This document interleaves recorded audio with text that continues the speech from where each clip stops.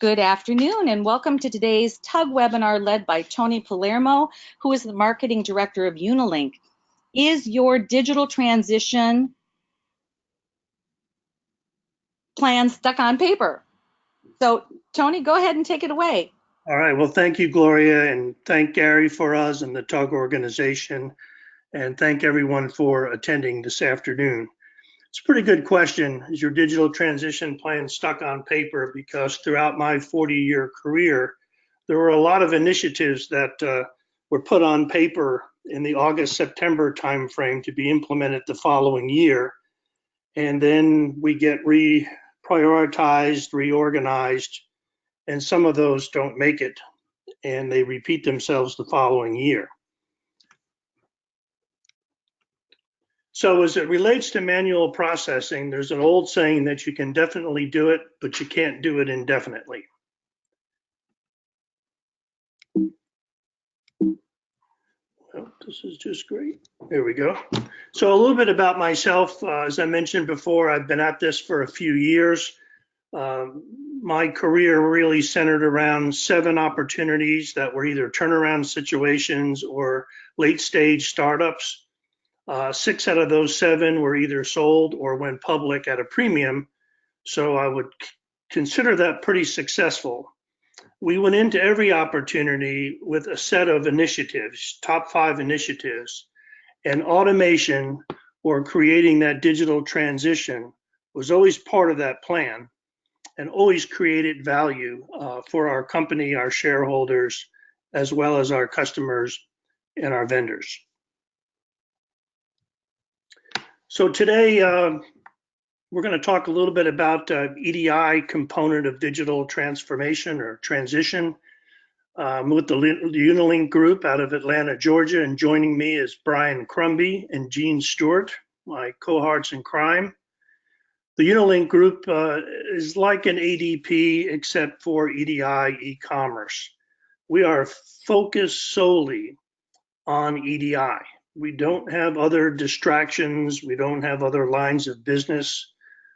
We focus on the EDI outsourcing component, software as a service, if you will. And we've been at this now for 23 years and have grown exponentially year over year. So what we're going to talk about today is a little bit about what's happening now as far as it relates to EDI and how technology has allowed quite a shift from a do-it-yourself to an outsourced value proposition.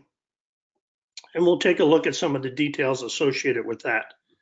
My objective today is not to sell anything to anyone.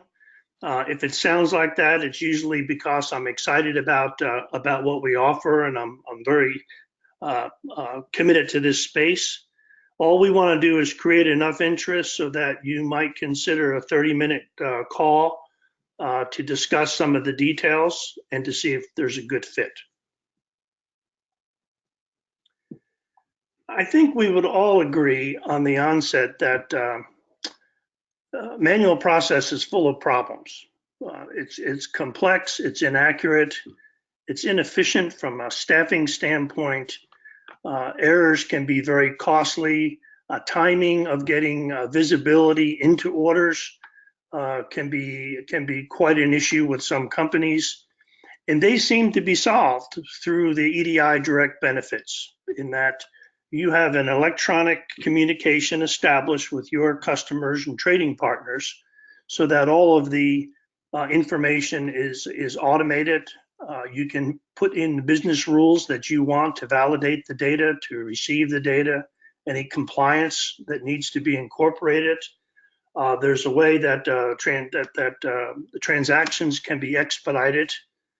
And of course, it's a competitive edge. A lot of times when we talk about EDI, we talk about just the pure cost savings at the order entry piece, but it's more overarching than that. And we do believe that it is going to be table stakes to compete in the markets as we move forward.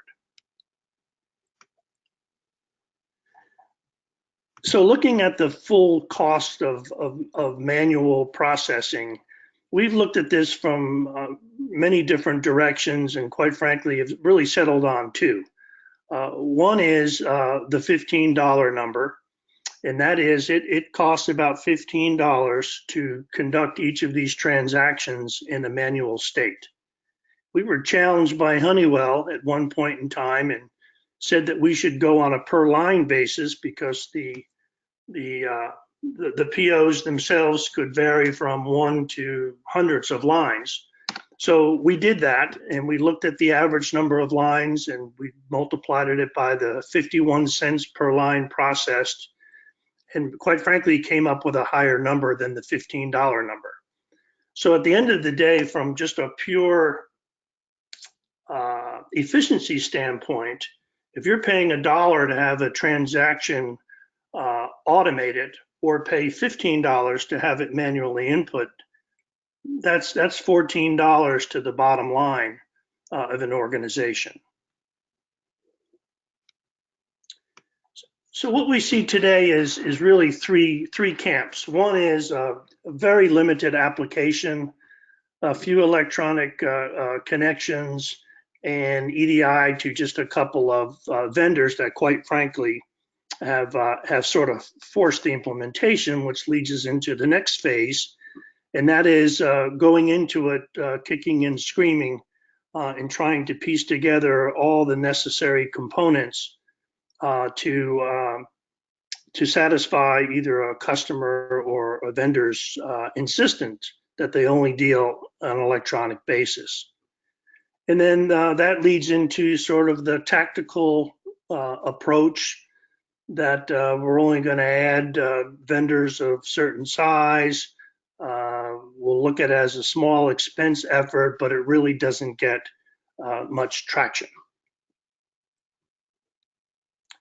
So what are the options today? Now, if you roll back, 25, 30 years ago, the option was EDI was very difficult. It was costly. It was time consuming.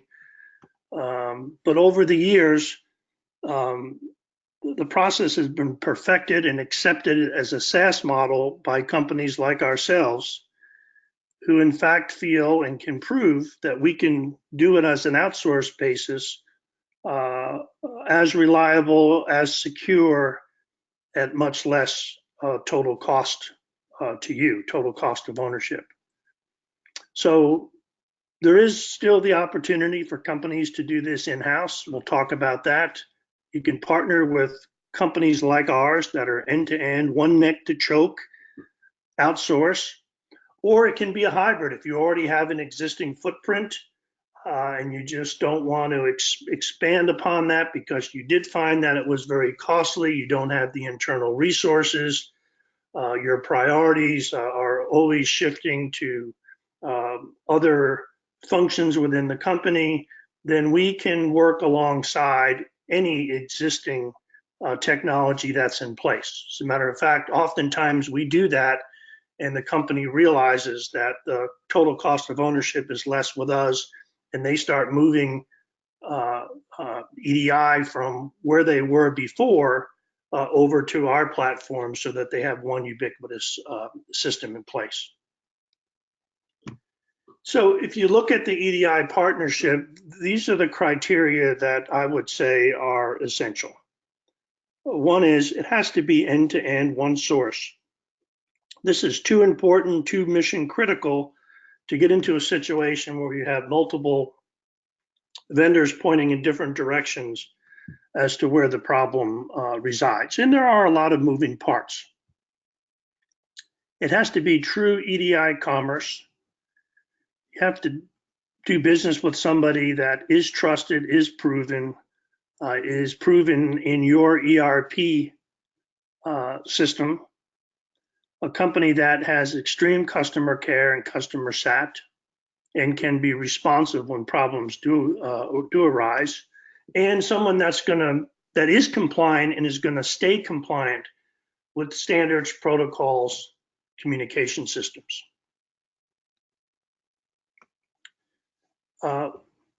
We think that the criteria that also matters is it has to be guaranteed success. No dollars should exchange hands until your target customer or vendor is up and successfully communicating to your ERP system. There shouldn't be any capital expenditures. The implementation plan should be very well defined, and it should definitely free up your internal resources, not add to the tasks that they currently have. Ongoing coordination with your trading partners, that has to be the responsibility of the company that you select. If you have 30 or 40 or 50 or 100 or 200 trading partners and customers, there's a chance that somebody's going to change something on their end, which would cause a transaction to fail. You have to do business with a company that can identify that, correct it, and successfully get that transaction through the system so that commerce can take place.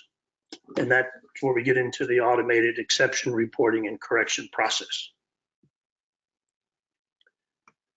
So if we look at the trends over the last 18 months, clearly there's a core 4 transaction set that seems to be the starter set for EDI, and that's POs, PO acknowledgement, advanced shipping notices, and invoicing. We see a lot of customers now moving into and becoming more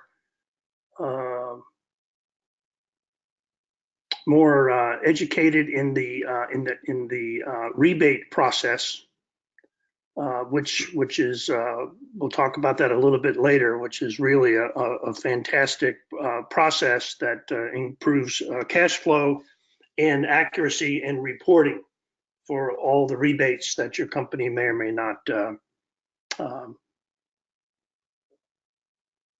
qualify for.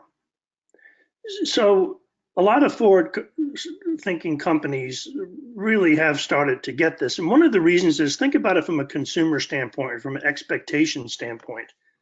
In today's world, you can go on Amazon, Walmart, any of the sites that are out there, and you can shop. You can select what you want to purchase. They confirm your selection.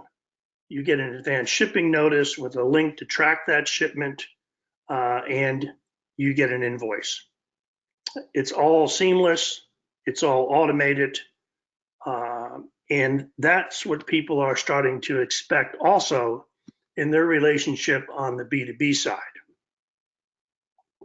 So this isn't just about connecting to your vendors. It's also about connecting to your customers. So there are hidden costs of ownership associated with the in-house selection. First of all, you have hardware and software that you have to buy. You have to pay annual maintenance fees. You have upgrade expenses, compatibility issues over time. Second, and probably one of the most costly, is personnel. You have that initial learning curve, and then it just seems like as soon as somebody's over the learning curve, they want to move to another position or they leave the company, and you're starting all over again. That can be extremely costly and taxing to your existing EDI system, as well as just the cost of recruiting, selecting, starting the training process over again. And then there's the support and monitoring function. Oftentimes this is relegated to one person, but it's usually ends up being a portion of time of several people, because not everyone is there every day. So there is more and more requirement for support and monitoring the transactions. And then of course you have to select and do business with a van for implementation. Got security issues, certainly expense, and then you've got responsiveness when a problem should arise. So we lower that cost significantly And a lot of these fees are often overlooked. They're just assumed that if I do it in-house, my cost is zero versus doing it through an outsourced company like Unilink. So again, the van fees based upon who you select and what the cost is, mapping software, training. These are just some of the numbers that I'm sure you're familiar with. And if you went through this exercise, you would in fact develop your own number as it relates to here's what it costs to start, here's what it costs to maintain an internal EDI system. You can match that against here's how many transactions, here's the volume, here's the cost of outsourcing this function. And I think you will find that the ROI and the payback is very appealing. So the clear cost of ownership advantages, outsourced communication, translation, maintenance, support, all of that is included when you outsource. So some of the strategic benefits to outsourcing, again, no capital outlay. It allows your resources, your very scarce resources, as in most companies, to maintain business focus on initiatives that will pay off and that have to be done within your company.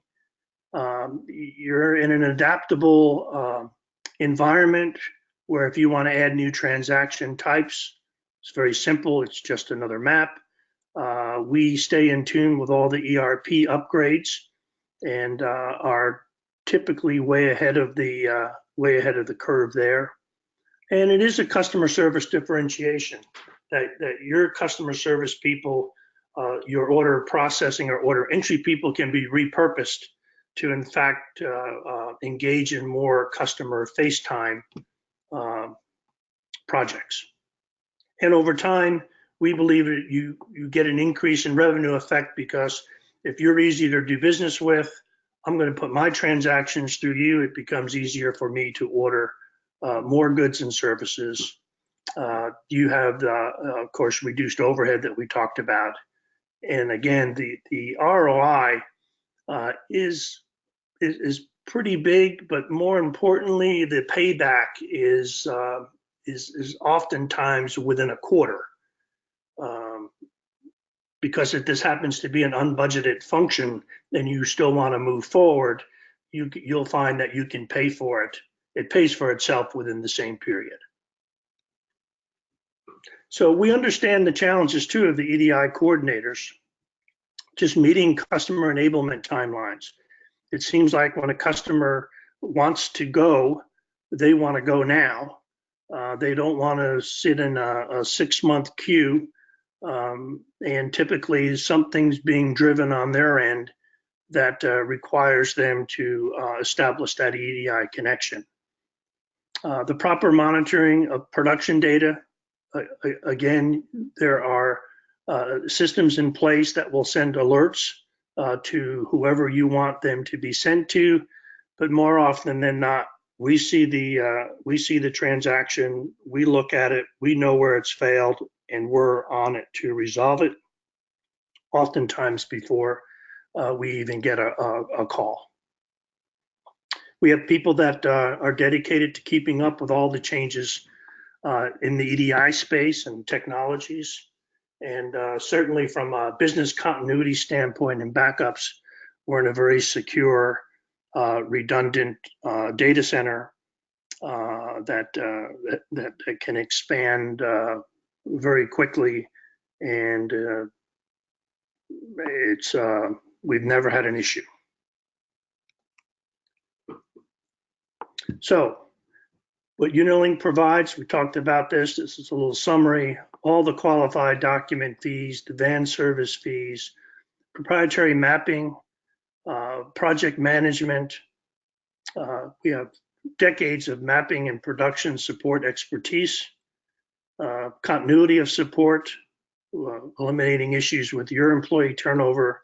And again, it's very easy to budget. As a matter of fact, we just redid our pricing schedule to reduced the number of tiers, so it's a lot easier now to forecast the number of transactions and know exactly what that's going to cost on a recurring basis.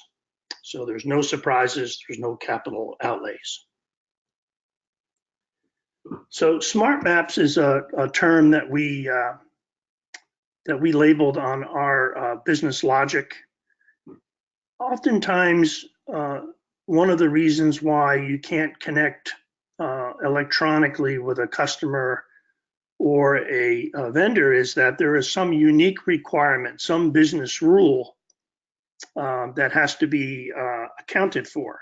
Well, in our smart map technology, we can take those internal rules that maybe your ERP system can't manage, and we can in fact code those into the mapping process. So we can extend the functionality and have a higher success rate by being able to do that.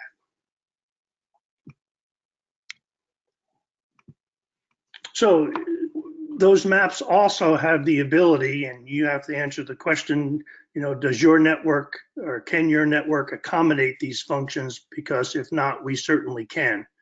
And that's all the cross references for mutual ship tos, handling drop ships, product number conversions, calculated date offsets, unit of measure cross references, complete with the necessary conversion calculations, and any other custom or cross reference or conversions that need to be incorporated in that map to make it successfully processed. So rebate transactions, we talked a little bit about that. It's very difficult in the manual process, and oftentimes companies don't get the rebates that they're due.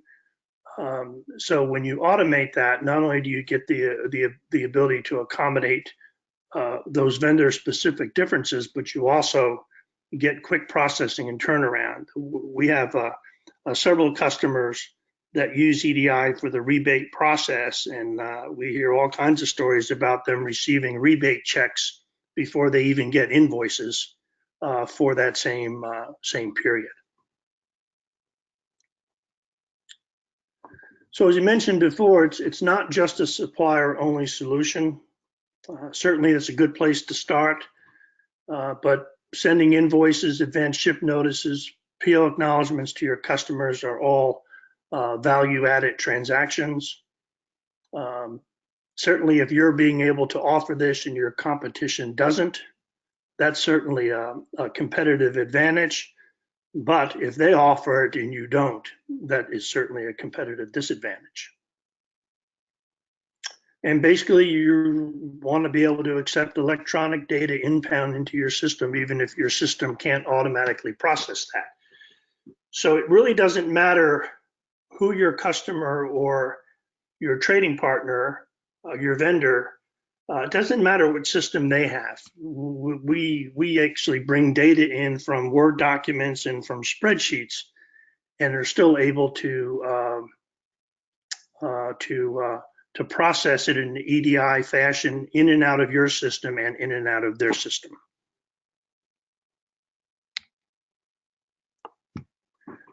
So again, we talked a little bit about the big picture is a little bit more than just cost savings and efficiency measures. It's sales differentiation. It's ratcheting up your customer service and reputation. You want to be the easiest company to do business with. You want to expand the breadth of your business with existing customers, and the ability to grow without necessarily adding staff on a linear basis. Not to mention the effect it has on inventory in turns. Having complete real-time visibility into what's sitting in the order queue is extremely valuable to a company versus a customer service reps on vacation, or they're in a training session or company meeting and orders sit unprocessed for 24, 48 hours. That can have a huge effect on your production facilities. Now, a lot of people have solved part of the problem in that they've gone to, or they are asked to participate in, an increased storefront engagement. And I'm sure we all know what they are. There are advantages to that from the vendor's perspective. You have visibility into inventory.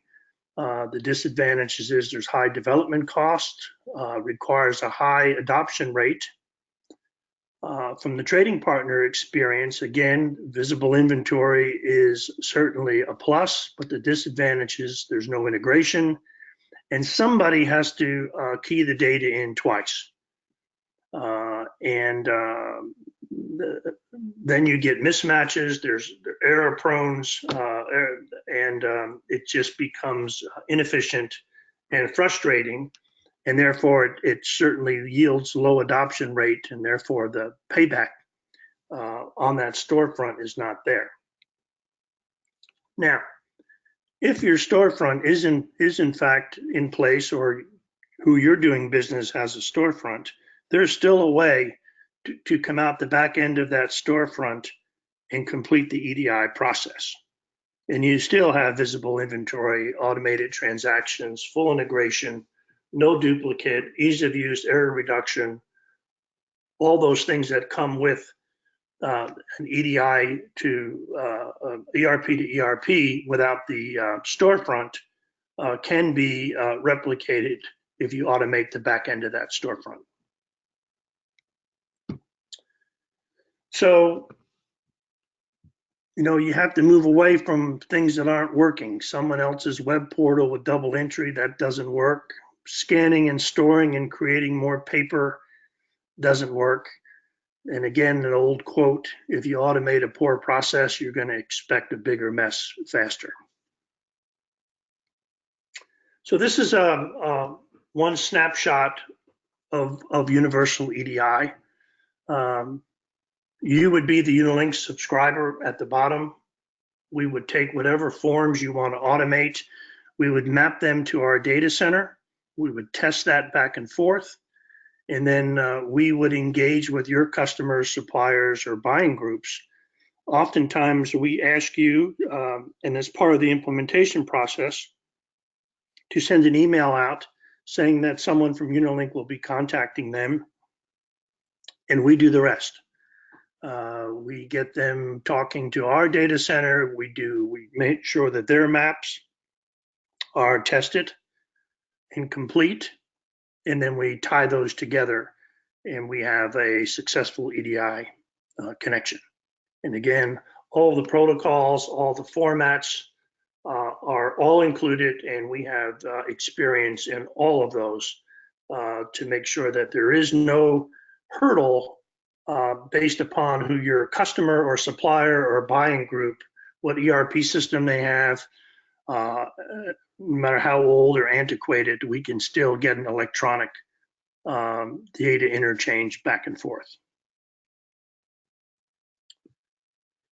So the questions you have to answer is, what can your company reasonably take on today? Where are you in that part of your digital transformation or digital transfer? What is the cost of inaction? Gosh, we've done some back of the envelope things that would say you would have to, if you were doing just 1,000 transactions a month, you would have to sell $1 million sale with a gross margin of 85% to equate to what you would save in just the people costs that you would be losing over a 60-month period. So again, there is a cost to do no action. There is a cost to staying exactly where you are today if you're not automating these parts of your business. And again, we talked about the concrete and the quick payback. We can help you with the math on that if we have that discovery call. So I've always been told by my friends in the IT world when we were looking at different applications, and that even goes all the way to building a house, in that, there's three there's three functions. You have quality, you have cost, and you have time. And in most cases, you only get two. You can put a low cost system in, but it's going to take a lot of time if you want high quality, or it can be done quick, but the quality is going to be suspect. For any initiative that I've seen over the years, it always comes down to this: you only get two of the three, and I understand that. But in this particular case, you actually get all three. It's done fast, you save time, the cost is low, and the quality is proven and sustainable throughout the process. So again, our premise is you can definitely do it, but you can't do it indefinitely. Harsh way of saying that is get on the steamroller or become part of the road. An old boss of mine used to say that quite often. And net, I must do something will always solve more problems than something must be done. And I'm sure we're all guilty over the years of saying, yeah, we really should do that, or something must be done about this. But we need to be the change agents that step up and get this initiative moving. And I can understand if you're looking at doing internally how difficult that can be to get that on the priority list, get it funded, and train the resources to get it done. But in this outsource world, it just makes too much sense to let the experts run with it and be able to provide you with a known cost of ownership that is much lower than that of an internal program. So if you would like to contact us, there's some contact information here. Brian Crumby's on the phone with us. He's our the head guy with the technology part of the group. Gene Stewart is also on the phone. He's sales. Again, my name is Tony Palermo, and we would love to answer any questions that you might have. Gloria? And we don't have anything question bank just yet. We're going to give it a moment and see if anyone pops in with a question. I'd like to say nicely done, Tony. And also, Brian and Jean, thank you for being on the call to help address any questions that come in this afternoon. And is there anything else that you would like to add, Tony, while we're waiting to see if anyone posts? No, but I do. Yeah, I guess one thing is, again, I would highly recommend scheduling a 30-minute call just to discuss some of the details and any technical questions that you might have, just to be able to properly evaluate what your next step should be. Everyone's at a different point in time in their digital transition and where EDI fits into that plan. And we think we're a really good alternative. We have expertise in the Infor space. We're a delivery partner with Infor. We've been working with them, for most of those 20 years. So we are a proven entity and would love the opportunity to work with you. Thanks for that overview. I think we're safe to say at this time that there are no questions that are being posed. But wow, I must have done a really good job. You did a really good job. And if anyone has any questions, please take note of Brian's email address, and you can feel free to reach out to him with any questions that you might have coming down the pipeline. And without any further ado, I'd like to say that's a wrap, and we'd like to thank our panelists and those who have logged in today. And we will have this available within 48 hours on the website on the TUG landing page for sharing with colleagues and further review. Thanks again, Tony. You did a great job. Thank you.